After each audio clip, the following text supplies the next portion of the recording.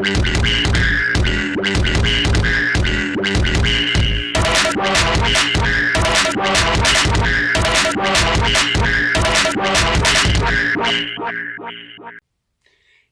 ho ho ho, and welcome to that Double D team. I'm D, and this is my top 5 favourite Christmas films. It is the festive season to be jolly. I've got my themed Christmas jumper on.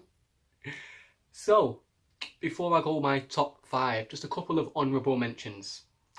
Jingle All the Way, Arnold Schwarzenegger, very fun, enjoyed that as a kid.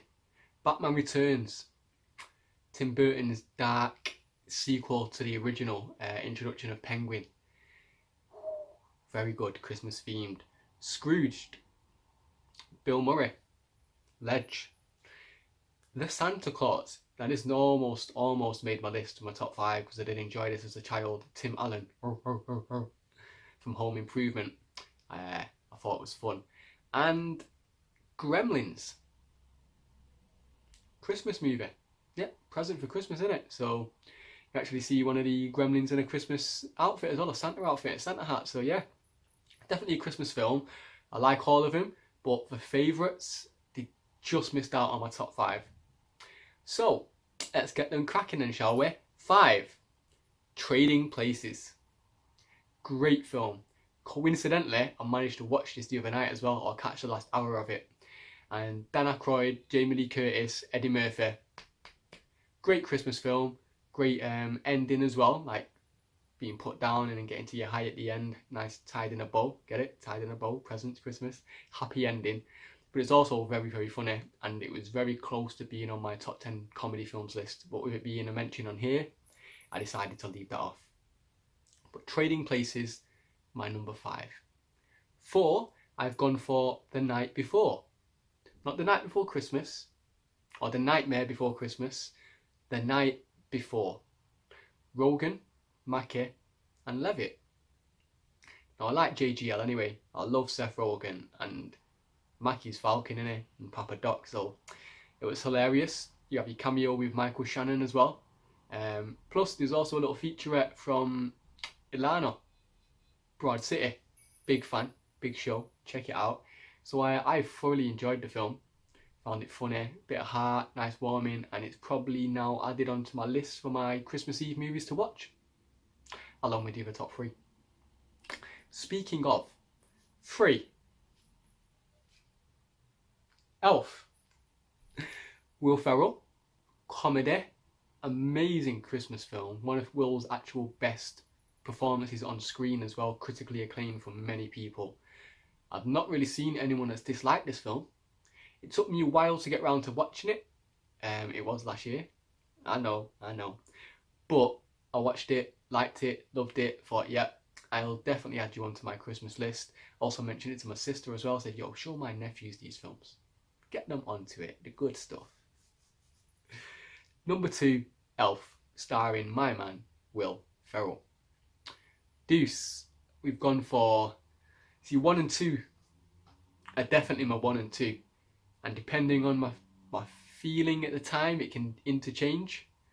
But for now, I'll stick with number 2, Die Hard 1. And it is a Christmas movie. All these debates about is it or isn't it, it is.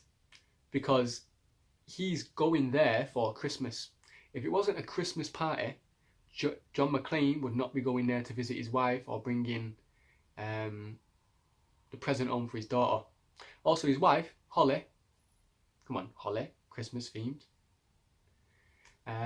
But yeah, definitely Christmas movie because it's set at Christmas. You don't necessarily see a Santa Claus, but that's not my definition of a Christmas film. It's the element of Christmas is a key element or part in the story, and it was, because if this is at any other time of the year, John wouldn't have visited. Therefore, what would have happened wouldn't have taken place. So many highlights in this film.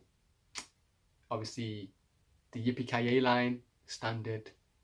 For me though, one of my favourite lines is, I don't even know if many people notice it, but it's the dickhead that gives him the information, trying to cut a deal with him. It's like, Hans, Bubby. Every time it cracks me up, man. Yeah. And Alan Rickman, one of the greatest on-screen villains you've seen. John McClane good, obviously at the end. Hans! Boom.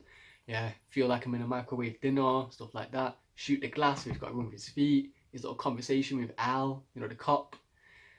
So many highlights in the film. The only thing is, when I watch Die Hard 1, I get the urge to watch 2 and then 3 and carry on. But with it being Christmas, I think I will just stop at 1. And I get a similar feeling for my number 1 film, which is Home Alone 1. Obviously, it's probably the greatest Christmas film ever made, because adults still watch it, and children, when I watched it, loved it, and I've carried that on throughout my adulthood to carry on watching, trying to show my nephews, nieces, cousins, all the good stuff from Kevin McAllister. Now, number 3 and 4 don't count for me as canon because they don't have Macaulay Culkin. Only 1 and 2, and I do really like number 2. It is fun, but 1 for me is the original. 2's fun. I like it. I believe it is on either Digga's or Joel's list. I recently checked it up on Rotten Tomatoes. 30%. Come on, it's not that bad, people. Surely. Anywho, Home Alone 1. So, if you look at the damage that kid did to those robbers, they'd have died.